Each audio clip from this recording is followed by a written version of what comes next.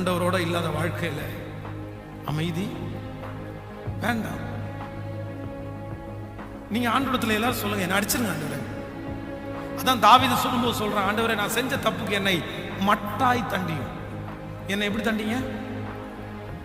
நான் சத்ரு கையிலேருந்து தண்டனை வாங்குறதை விட உங்க கையிலேருந்து வாங்குறது எனக்கு ஆசீர்வாதம்.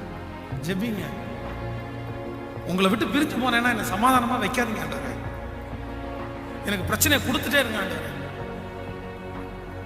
என்னை தட்டுங்க ஆண்டவரே, என்னை அடிங்க ஆண்டவரே, என்னை உடைங்க ஆண்டவரே, என்னை நீங்க எப்படி வேணாலும் நடத்துங்க ஆண்டவரே.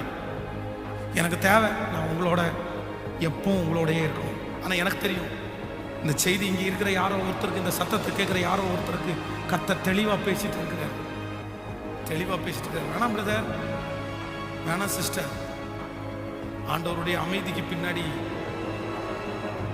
எப்படி நடக்கும் நம்மளால கெஸ் பண்ண முடியும்.